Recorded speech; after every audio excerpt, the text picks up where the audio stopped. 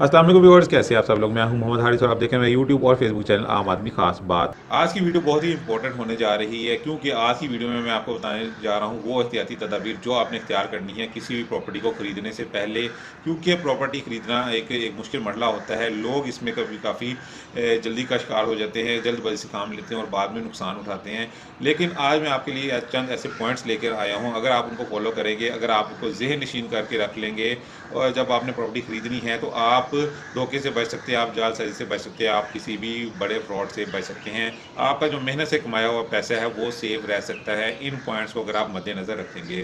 तो वो कौन से ऐसे पॉइंट्स हैं, तो उनकी तरफ चलते हैं। नंबर 1 पर आपने जब भी प्रॉपर्टी ख़रीदनी है आपने डायरेक्ट ओनर से प्रॉपर्टी ख़रीदनी है, यानी कि जो ओनर है, जो मालिक है उस ज़मीन का या घर का, जो भी प्रॉपर्टी है उसका ओनर आपके सामने होना चाहिए, उससे आपने बात करनी है।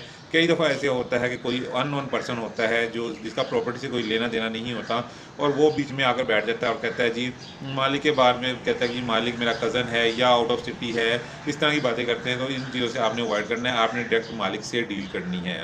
नंबर 2 पर आ जाएँ तो नंबर 2 पर जो प्लॉट मार्केट रेट पर मिल रहा है आपने उसकी जो है डील फाइनल करनी है।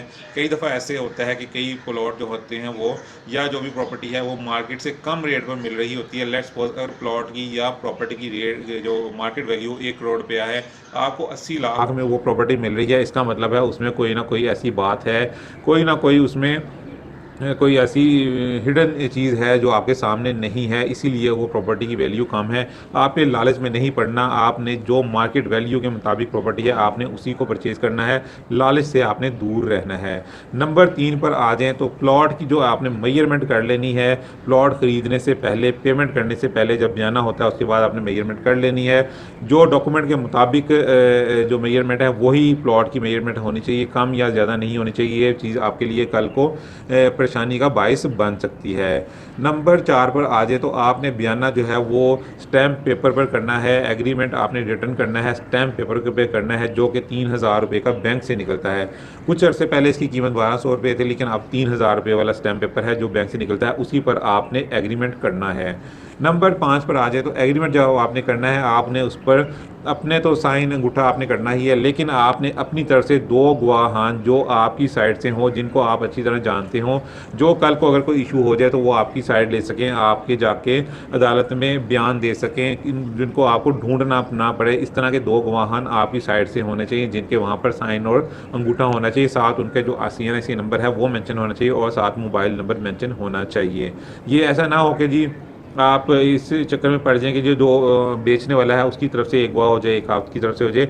आपने 2 गवाहान जो है अपनी तरफ से मस्ट रखने हैं, यानी कि उनको उनके साइन और अंगूठा लाजमी करवाना है।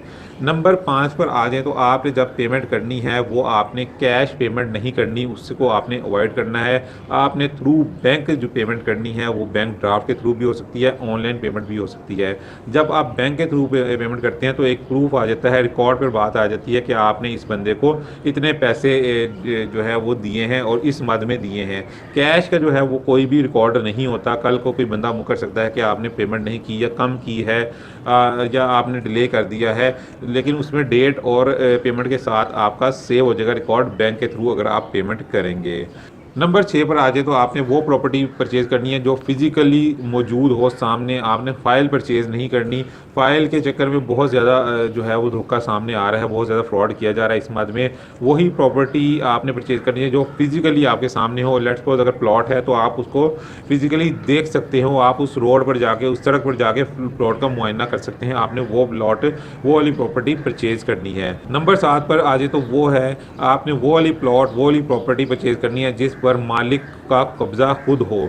ये ना हो कि जी आगे कोई ऐसी प्रॉपर्टी आप परचेज़ कर लें जो रेंट पर दी हुई है या गिरवी रखी हुई है, आप उसको परचेज़ करके बैठ जाएँ, मालिक जो है वो आपको से पेमेंट वगैरह ले ले, कल को आपके लिए परेशानी का बायस बनेगी। क्योंकि हो सकता है जो गिरवी वाला जो वहाँ पे रह रहा है उसकी कुछ ना कुछ अमाउंट मालिक ने अदा करनी हो या किराएदारों के साथ कोई ना कोई उसका इशू चल रहा हो। नंबर 8 पर आ जाए तो आपने स्टे वाली प्रॉपर्टी जो है परचेज़ नहीं करनी। ऐसी प्रॉपर्टी जो आपने हरगिज़ परचेज़ नहीं करना। बेशक आपको कोई जो मर्ज़ी कहानी करा दे कि जी स्टे जो है वो ख़त्म हो जाएगा या ये चंद दिनों की बात है, इस तरह की कोई भी बात हो तो आपने उस चीज़ से जो है दूर ही रहना है, इस चीज़ को अवॉइड करना है। नंबर 9 पर आ जाएँ तो वो मुश्तरका खाते वाली प्रॉपर्टी आपने परचेज़ नहीं करनी। आपने वही क्लियर कट जो एक बंदे के नाम पर हो प्रॉपर्टी, वो वाली आपने परचेज़ करनी है। कई दफ़ा ऐसे होता है कि ती 4-5 जो होते हैं उस प्रॉपर्टी के ओनर, तो ऐसी प्रॉपर्टी से आपने अवॉइड करना है। कल वैसे इसमें इतना कोई इशू नहीं है, लेकिन कल को आपको के लिए मसला बन सकता है। कोई एक भी जो है बीच में जो मालिक है वो उससे मुकर सकता है, कंसेंट अपना ज़ाहिर नहीं करता, तो आपके लिए कल को प्रॉब्लम होगी।